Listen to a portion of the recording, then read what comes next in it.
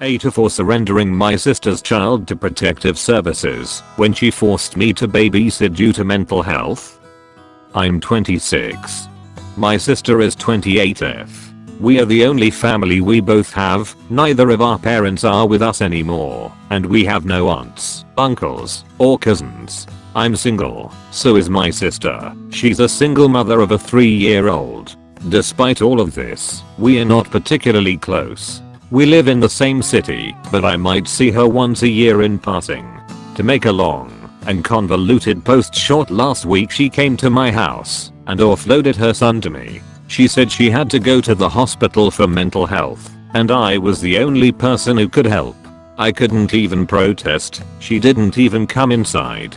She took him in the car seat, put him on my porch, rang the bell, and told me all of this as she's walking back to her car. She left no diapers, no supplies, no nothing, not even a word of when she'll be back. It took me less than 4 hours to contact police and have child services involved. He was basically abandoned with me, or at least that was my thoughts. They took the child away, and my sister is still in the hospital. I have no way of contacting her, nor has she tried to contact me. I can't imagine the hellstorm that's going to be unleashed when she's out. I'm just not equipped to handle the kid. My home isn't childproof. I have no friends who could babysit for a stranger, even as a favor. I work full time. I'm in school. I couldn't think of any alternative besides getting child services involved. I feel like I'll let my sister down, but first and foremost I believe she let her own child down. I don't know what's going to happen. Was I the asshole? Edit. Just so there's more info, I wasn't even left the base the car seat latches into. Never mind, I don't even have a car. I'll admit I could have asked a friend for help picking up children's stuff, but that doesn't address anything else. Child services is what its name implies. Here where I live it's called FACS. They work with families in struggling times like this. I told them my sister's name, the hospital she's at, and they presumably are working with her to sort this out. They left contact information, but they won't disclose any status to me because I'm not the parent. Even just the status of my sister, they weren't at liberty to say. I didn't put the kid up for adoption, it doesn't work like that. I contacted this agency who is trained to help in situations like this, where living arrangements are difficult or impossible for a child. My best guess is they have him in a foster home for now until my sister's out. I don't know anything else beyond my best guess. And I can't just take time off work or school to care for a child 24/7 when agencies like the one I contacted can offload the work for me. It's been 8 days and no word on anything. If I took 8 days off work with no telling when I could return, I might as well not return. Reddit comments. Your NTA. Your sister put you in a totally untenable position. I have colleagues who work with families who were referred to CPS. There's a belief out there that CPS are a bunch of mustache-twirling villains who delight in stealing children. It's not true. CPS is going to work to make sure your nephew ends up in the best possible situation, which you clearly aren't, and will try to get your sister the support she needs to be able to parent her child. They are not villains, but they are incredibly overworked and under-resourced. Finding a loving foster family for a 3-year-old is not going to be an easy task. The child is likely to experience multiple placements of varying quality. Hopefully sister will be connected with the support she needs to stabilize her mental health, and living situation and long-term foster care won't be required. People can be connected to all the support in the world. It's a matter of them following up. In my state she would have 15 months to get her act together before they start talking about adoption. I work in the field of child protection. I also don't agree with the assessment above that it would be hard to find a loving foster family for a 3-year-old, and I'm curious where that even came from. Older kids have an infinitely harder time finding a stable placement, usually due to how long they've had to be traumatized by their circumstances. If Op's sister gets her act together and Op remains involved as some kind of support, I'm optimistic for this kid. Going against the grain, for the most part, at the MO, with AITA.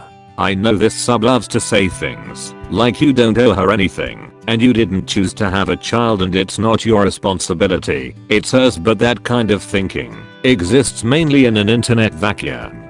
And your actions exist in the real world. This is your nephew. Aside from his mother and father, who I assume he doesn't know, you are his only living relative in the whole world. And aside from your sister, he is your only living relative. First his mother abandoned him, then the only person his mother trusted to take care of him abandoned him too.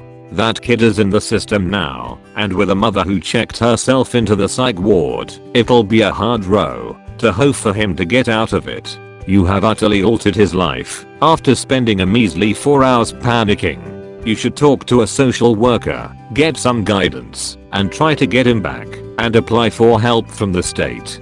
Your sister gave him to you, in a crappy way, yes, and without warning or a course or resources. But she was making the best decision she was capable of, going to get help rather than self-medicating, or harming herself or the kid. She wasn't running off to Cabo, or going on a coke binge. She trusted you to take care of him. You should at least try. Edit. We all agree that we want the best for the kid. In that vein, if you're able, check out Together We Rise, and consider donating to them to give a bag to a kid in foster care. If a formal org isn't your thing, consider donating a piece of luggage to your local CPS. Lots of foster kids have to carry their stuff from house to house in plastic bags, or whatever they can find. A real duffel or Ali bag that belongs to them can make that process just a little less awful. NTA, to the people who are going with R because of the time frame. For instance, you didn't even give it a couple of hours. Keep in mind Op has no experience caring for a child, nor did the sister leave any supplies or instructions. Had I been in that situation, with literally no support system, I think I would have done the same thing. Sure, a 3-year-old isn't an infant, but the Op might even know enough to keep the kid alive. Had he experience caring for children or even that child, then I would agree, but he was asked to safeguard the life of a person without any knowledge of how to do so. CPS was probably the right call, and it may be the child does end up with the Op, but there will be resources in place to help. Yes, and honestly hats off to the mother for knowing she needed to get help and get the son to a safe place. So many tragic stories of people hurting their kids instead of getting them help. My heart goes out to this little boy, hoping he is in a safe and comfortable place. For this reason, I'm going now. She put her brother and son in a difficult situation, but that doesn't make her an idiot. She was probably going through an episode and felt it was the best solution at the time. This is a tough one, and you were in a really tough spot. I'm leaning towards AITA, just because of the time frame. Though 4 hours? You couldn't even keep him for 1 day, so you could try to figure out where she's at and how long she'll be away. Your sister's child isn't your responsibility, unless you've agreed to it at some point in the past.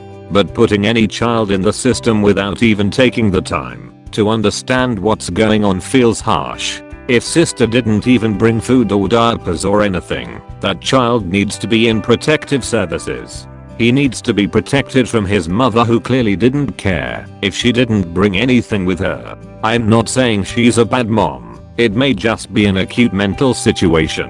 But either way, the child needs to be protected at this time. It's a 3-year-old though. He can eat regular food and use the toilet. I have a 2-year-old at home and wouldn't drop him off at a babysitter with diapers either. I think Op's mind was made up to do what he did regardless of whether this child was in danger, and this wasn't a dangerous situation. She was insensitive to Op's schedule, but he's her brother. She didn't drop her son at a stranger's or with some random crackhead. She left him with her brother. Op is definitely tough for being willing to put his nephew through the trauma of foster care without even trying to contact his parents or other relatives. Now, children require a lot of work, and you weren't given a chance to prepare childcare, clothes, food, time. It's not something that most people can take on in the manner this was pushed onto you. However, she left her child with someone she trusted and was trying to take care of herself. While she didn't go about it in the right way, I don't know that I'd go so far as to call her tar. I'm sorry you've been put in this situation.